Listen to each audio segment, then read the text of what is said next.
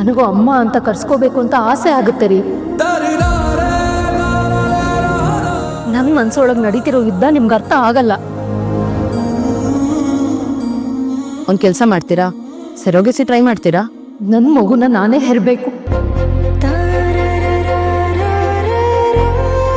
ಪಾಪ ಅತ್ಗೆ ಮಗು ಬಗ್ಗೆ ಎಷ್ಟೆಲ್ಲ ಆಸೆ ಇಟ್ಕೊಂಡಿದ್ದಾರೆ.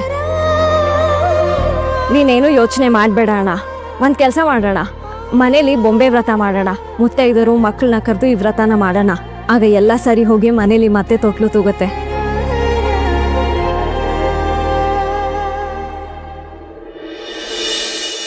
ಫ್ರೆಂಡ್ಶಿಪ್ ಎಲ್ಲ ಸ್ಕೂಲಲ್ಲೇ ಮುಗಿಸ್ಕೋಬೇಕಪ್ಪ.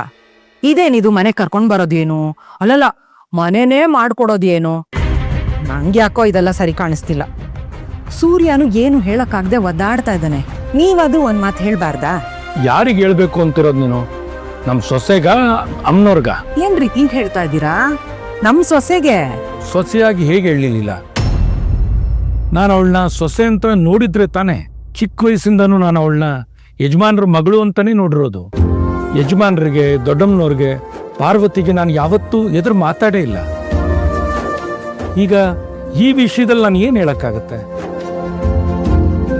ಅವಳಿಗೆ ಅವಳ ಗೆಳತಿ ಸೂಜಿ ಇಷ್ಟ ಅಂದ್ರೆ ಅದು ಅವಳು ಇಷ್ಟ ಅಲ್ವಾ? ಹೌದು ತಾತ, ಅಮ್ಮಂಗೆ ಸೂಜಿ ಅಂದ್ರೆ ಫೇವರೇಟ್. ಈಗ ಆಂಟಿಗೆ ಅಮ್ಮ ಮದ್ವೆ ಮಾಡಿಸ್ತಿದಾರಂತೆ. ಅಯ್ಯೋ ದೇವ್ರೆ, ಇದು ಬೇರೆ ಹೊಸ ಶುರು ಆಯ್ತಾ? ಅಲ್ಲ, ಈ ಉಸಾಬರಿ ಎಲ್ಲ ಯಾಕೆ ಬೇಕು ಇವಳಿಗೆ? ಗಂಡ ಮನೆ ಮಕ್ಕಳು ಅಂತ ಹಾಯಾಗಿರಕ್ಕಾಗಲ್ವಾ ಇವಳಿಗೆ? ಅದೆಲ್ಲ ಬಿಟ್ಟು ಸೂಜಿ ಸೂಜಿ ಅಂತ ಕುಣಿತಾ ಸೂಜಿನ ಕಣ್ಣು ಚುಚ್ಕೊಳ್ಳೋ ಕೆಲಸ ಮಾಡಕ್ ಹೊರಟಿದ್ದಾಳೆ. ಈ ವೈದೇಹಿ ಅವರು ಇಲಿ ಹೋಯ್ತು ಅಂದ್ರೆ ಹುಲಿ ಹೋಯ್ತು ಅಂತ ಸೀನ್ ಕ್ರಿಯೇಟ್ ಮಾಡ್ತಾರೆ.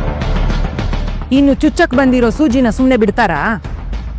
ಈ ಮನೇಲಿ ಇನ್ನೂ ಅದ್ ಏನೇನ್ ನಡೆಯತ್ತೋ, ಈ ಕಣ್ಣಿಂದ ಇನ್ನೂ ಏನೇನ್ ನೋಡ್ಬೇಕಾಗಿದ್ಯೋ.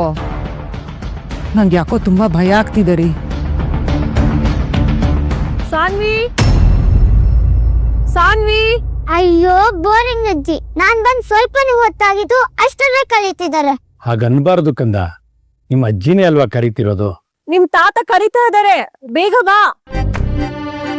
ಹೋಗು ಬಂಗಾರಿ, ನಾಳೆ ನಿನ್ಗೆ ನಿನ್ ಫೇವ್ರೆಟ್ ಕಜ್ಜಾಯ ಮಾಡಿಟ್ಟಿರ್ತೀನಿ, ಓಕೆನಾ? ಬಾಯ್ ಅಜ್ಜಿ.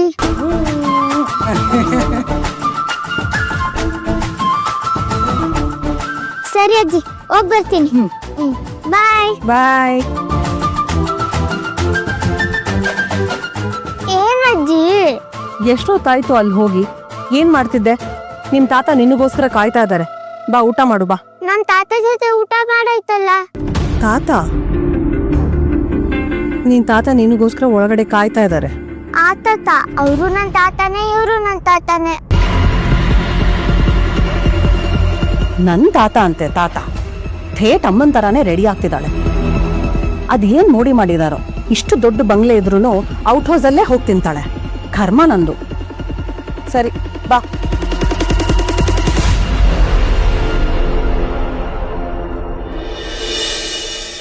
ಕಾಯಿ ಹೋಳ್ಗೆ, ಕೋಸಂಬರಿ, ಪಾಯಸನೂ ಇದೆ. ಆಹಾ, ಸಾರು ಗಮ್ಮಂತಿದೆ. ಅನ್ನ, ಹಪ್ಳ. ಸಾಕು ಸಾಕು. ಏನೊಂದ್ ಬಡ್ಸ್. ಅಯ್ಯೋ ಬೇಡಮ್ಮ, ಬೇಡಮ್ಮ, ನಂಗೆ ತಿನ್ನಕ್ಕಾಗಲ್ಲ, ಪ್ಲೀಸ್. ಬೇಡ ಬೇಡ ಬೇಡಪ್ಪ, ಬೇಡ. ಇವತ್ತು ಊಟ ಆ ಮನೆಯಿಂದ ಬಂದಿದೆ. ಎಷ್ಟೆಲ್ಲ ಐಟಮ್ಸ್ ಇದೆ. ಒಬ್ಬಟ್ಟು, ಕೋಸಂಬರಿ, ಪಾಯಸ, ಅನ್ನ, ತುಪ್ಪ, ಹಪ್ಳ. ಆಹಾ, ದಿನ ಆ ಮನೆಯಿಂದನೇ ಊಟ ಬಂದ್ರೆ ಎಷ್ಟು ಚೆನ್ನಾಗಿರುತ್ತೆ.